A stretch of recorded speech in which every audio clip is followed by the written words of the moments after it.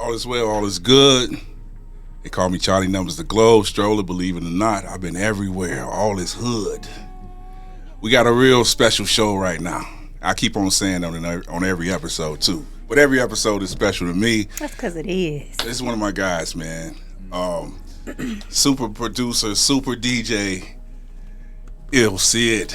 Appreciate you. What's up, man? How you doing, man? I'm doing wonderful, brother. Good, I'm doing wonderful, good. man. I appreciate you stopping through. I know it was at the last minute. I hit y'all up this week and said it, but y'all always come through for me, problem. man. Anytime, man. Anytime you're here, you already know what's up. I appreciate it, man. Yeah. Sid is from that place. Yes, the place, He's the go. He's from that go. The go, baby. So let's go back, man. Yeah. Did your DJing journey start in Chicago? No, as a matter of fact, it didn't.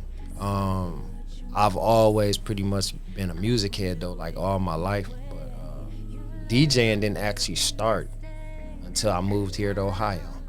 Yeah, and I think because, well, just to take it back a bit, like I'm from the hood. You know what I'm saying? Like, bro, I've never seen like folks that look like you and me have expensive equipment, you know what I'm saying, and be able to DJ and whatever. So when I moved here, it was like a change of pace, you know. Really a culture shock, honestly. I already know. You know Talk what I'm about saying? it. Talk you know about what I it. mean? I come from bologna sandwiches and, you know, you serve sandwiches. That's where I come from, for real. Like, you know, and I think one of the things that, you know, just kind of had me leaning more towards it was the fact that I already love music already.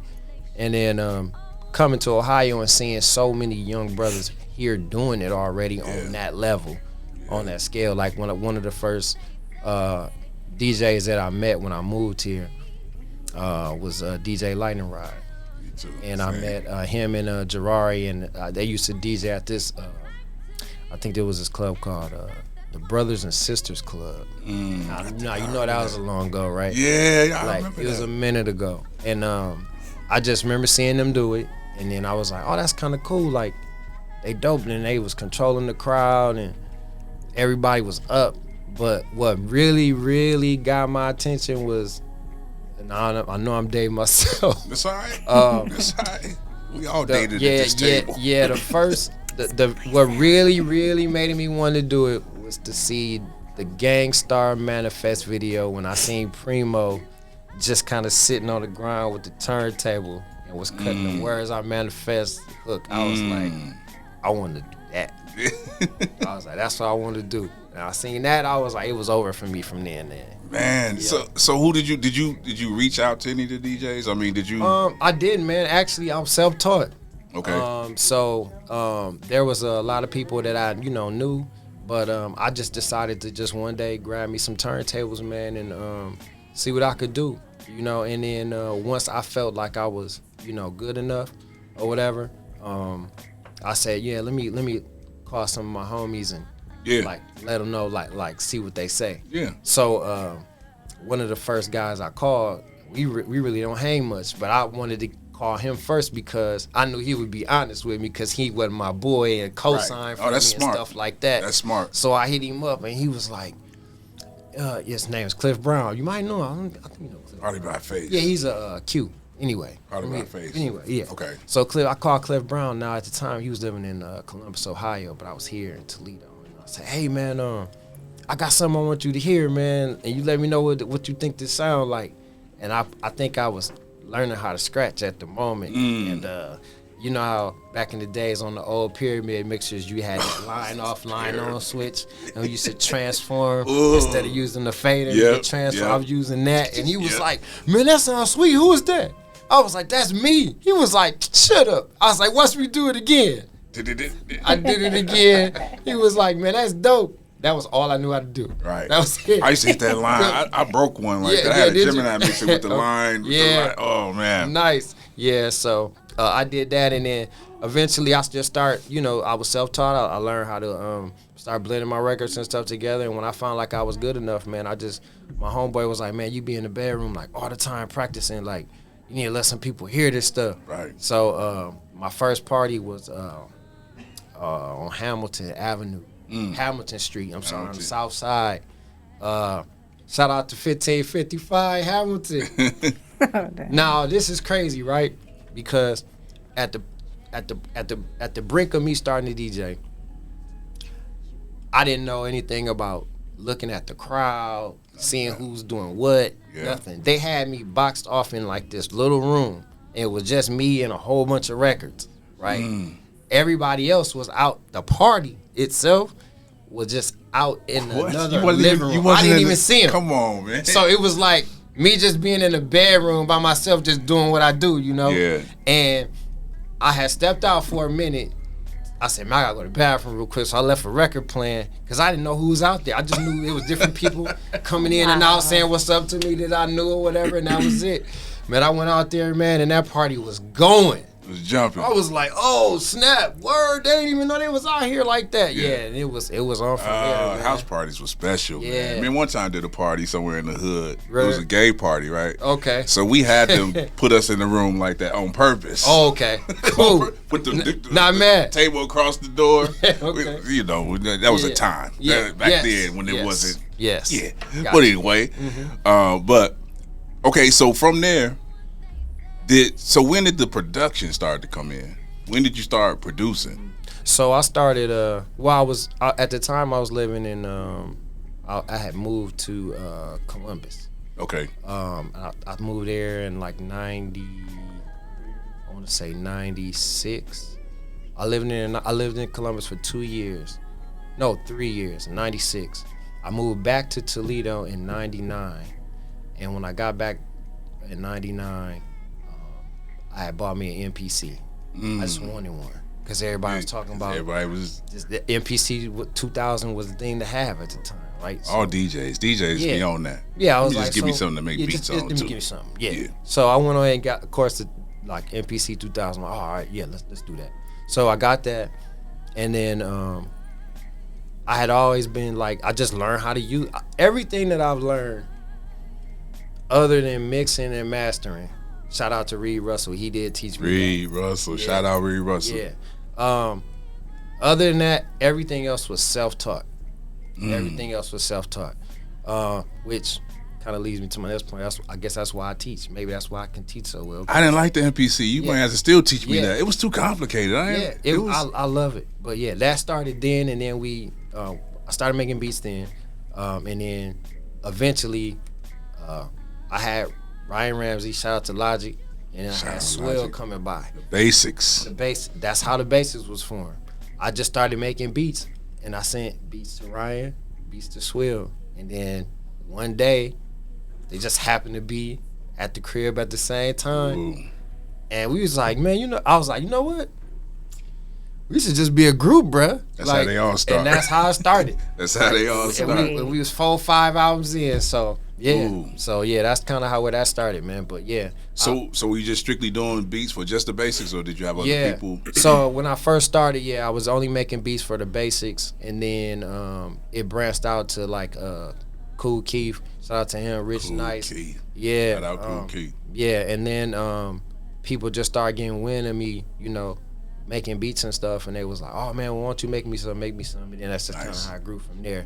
But I was always one of those kind of people that just never really thought in the local mindset. I always wanted to work with people like away, you know what I'm saying? Like, I want to see what's going on over here in Philly and LA and blah. So I was kind of working with a lot of different people that weren't from the city that a lot of folks don't know of.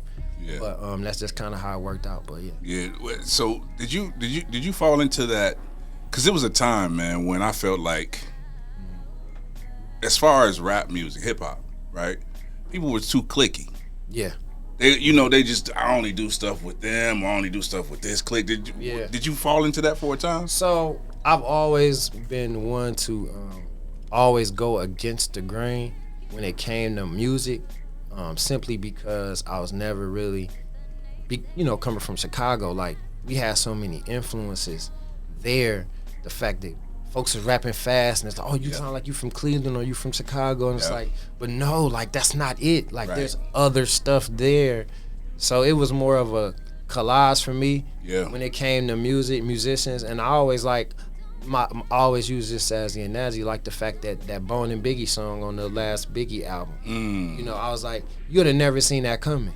Right. from people that are fans of both. Right. You know what I mean? The Right. fact that Biggie does what he does, and the fact that the Bones, Thugs, and Harmony do what they do, like, to combine those things together, like, now Yeah. you can see what the outcome can be. You know, Right. when you put Work different together. styles and work together. So Yeah, the collabing is yeah. it's also a promotional tool. You know, you want to get these fans that they got, and they want to get these fans that you got. So True. collabing is good, but Yeah. I think collabing, like from a chemistry standpoint, is super important. Yeah. You know, so okay, so when you were doing, you went from that to, did you? Okay, so I pretty much have the same thing, the same timeline where I went, Right. where I'm DJing, of course, Right. and then I go to producing, and then of course, you know, I went to managing and all that stuff. But Right. did you ever think that? Did you feel like DJing was just the foundation? You always go back to that. 'Cause Yeah. that's me. Oh yeah, definitely. Like just like when we talk about music, right? I think one of the core things for me is understanding people and how they receive music, Right. and that all comes back to the DJ world. Yeah. You know what I mean? Because there are records that you can play in certain areas, like, well, being on tour, for Right. instance, right? Done a couple of those, and you'll notice that, like, the record that you played in last night's city Come on, may not talk hit about it. in tomorrow. It's not gonna do. It's not gonna do the bro. same like, thing. we not doing this here. Yeah, Like, we you can gonna do it in Detroit. You're not Yeah, gonna be able to do it in not- Cleveland. Exactly. Right. So I learned that I learned that a long time ago, and it was kind of like really giving me a slight advantage to, you know, other people when they DJ and go other places and say, oh man, I got, you may be the hottest DJ, like, wherever you are, Yeah. whether Columbus, Atlanta, wherever you are, and then you go somewhere else and then you bomb. And it's like, because being a worldly person and not knowing what that particular region is listening to or doing the homework, Yeah. that basically you pretty much setting yourself up for failure. And that's why I think the open format DJ, like I consider myself an open format DJ. People will say, "What kind of DJ are you?" Right. It's not hip hop. It's not just pop. I throw more like, Yes. you know, a Jazzy Yeah. Jeff. Like Jazzy Jeff Right. played everything. You know what I Yeah, mean? yeah. But even he talked about how, like, he don't want people to hire him and tell him what to play. Right. You hiring Jeff to hire Jeff, Jeff. like he's his own, like he's an artist. Exactly. Pretty much. Exactly. You know, so we can't all be Jeff. We can't all be like that. Right. To get to that level, it takes Right. it takes some doing. Yeah. But And so as far as the DJing thing, when you go back to DJing, is it pretty much the same thing? You just take parties, or would somebody Yeah. ask you to do something, or how do you go Well, back? honestly, like right now, like I still do parties or whatever, and I still, DJ at home for myself, on occasion, just to keep my skills sharp. Same. But I think right now I'm just really in a space, man, where I'm just trying to help the next up and coming DJs up under me. That's what this is about. You know what I'm Yes, saying? sir. And it's like, there's a lot of dope, and I'll say this, openly, like, there are a lot of dope DJs in the city of Toledo, period. We just talked about that. And they're really young, Yep. and a lot of them, some of the stuff they know, but some of the stuff they don't know, and I just feel like, just being a responsible DJ, I feel like, you owe it to them at least to kind of like show them or usher Try to them bridge the in. gap a little bit. Yeah, just something, you know what I mean? Because I get it like it was given to me, like there's little stuff, cues and stuff people may have told me, but nobody can really technically show you how to DJ. They can show you, some basic stuff on how to work the equipment and things like that, and different techniques or whatever. But once you come into your own, like, nobody can show you who you are. Right. You know what I mean? I was just talking to Impress about that. We was saying how, because I had the same story as him. That's why I asked you, did you reach out to anybody? Because he said he reached out to somebody, and I reached out to a real prominent DJ and said, can you teach me? He just flat out said no. Well, he asked me, said, you got your own turntables? I said, nah. He said, nah, I can't teach you. I'm like, oh, okay. But he was like, but he had a good reason. He was saying that this is something that you got to practice every day. Yeah. You can't come to my crib and practice every day. So get your own tables and we'll talk. Yeah. Mm-hmm. So now you're in the space of producing, and you started this group. What's the name of the group? Yeah. So we got a group. Well, I had the basics, and then I started a group with the lovely Miss Fatila here. Called New Soul is what it's called. We dropped a single about a year and a half ago called Start Over. It was supposed to follow up with the EP. The song is playing in the background. It's playing in the background. But yeah, not really sure what happened. Okay. We're gonna get her on We'll talk about. I'm not gonna put her completely on blast right now. Completely on blast? Nah, not completely, but With New Soul, so is it gonna be live instrumentation or? Yeah, so a little bit of both. This particular song, Start Over, and I kind of. She got a mic? I do. Oh, good. I do. All right, so this particular song, kind of came about at a rough time for her. And me seeing it. Mm-hmm. You know what I'm saying? And me.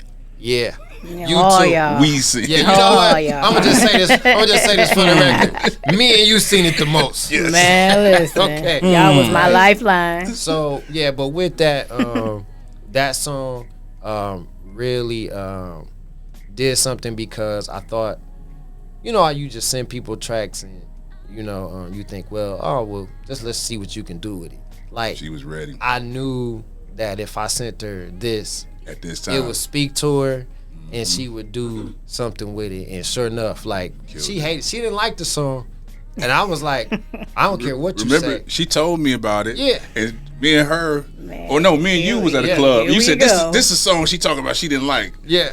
And I played it. We called her. Yeah. Yeah. I said, girl, you tripping.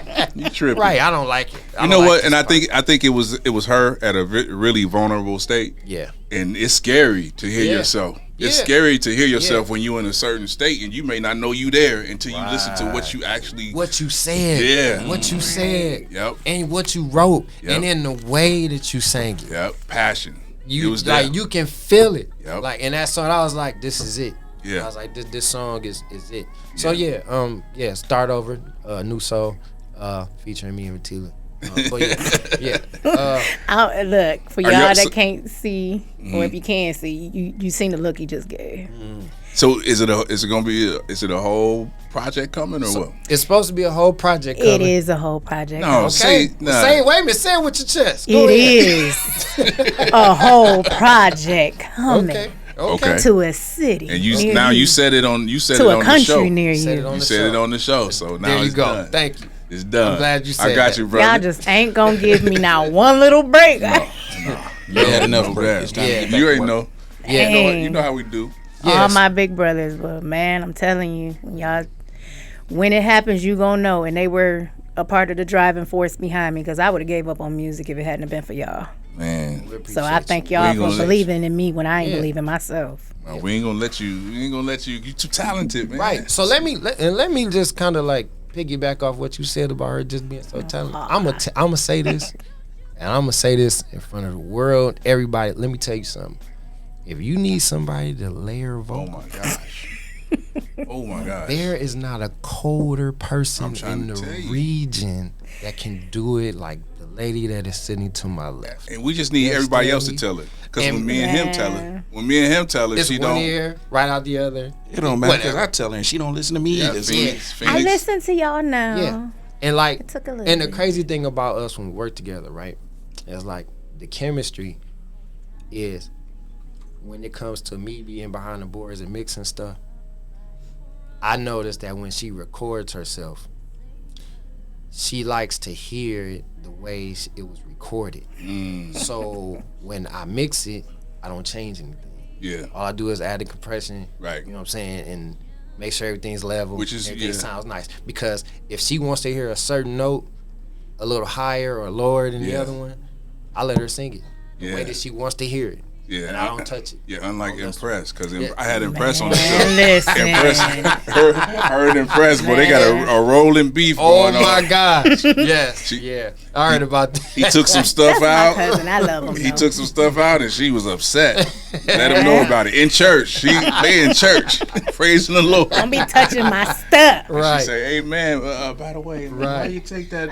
I need that back in there." Right, yeah. But hey, man, man, bro, thanks for coming, man. Hey, no problem. I appreciate y'all, man. Thank you, man. For Hey, real. man, it was spur of the moment. Y'all Yeah. always held me down, man. Always gonna hold you down, man, for sure. I'm a part of the elite DJs now. Yeah, come on, man. and we got a Vegas City I chapter. said, man. well, hey, listen, I'll just be an honorary member. They like, man, what? No. Aw, that's crazy. I appreciate you, brother. Yeah, man, absolutely. It's always been love, man. Shout out your whatever social medias and Oh everything. yeah, for sure. Instagram, I'm a Supa DJ Sid Deluxx. That's SUPASIDDELUXX. Let's see. I don't do Twitter too. I'm gonna put it down in the Twitter too when crazy. I post it. I'm gonna put it down in the Yeah, comments. yeah, but Supa DJ Sid Deluxx, pretty much everywhere. Okay. I'm there, and then I got my QR code. Okay. I have to shoot that to y'all so y'all can get booking info. Need a DJ, need beats. Dope DJ. You know what I'm saying? Dope producer. Whatever you need, I got you. You need an album. I'll come through. I came to your crib, Come boy. It was like I was like, what you got going? You had about 5 screens. I'm like, what are you doing? What are you doing down here? But man, Pointing and clicking. I appreciate you, brother, man. Thanks so much. No problem, And man. thank y'all for joining us on the Phat Mechanics Chop Shop. And we'll see y'all on the next one, man. Peace.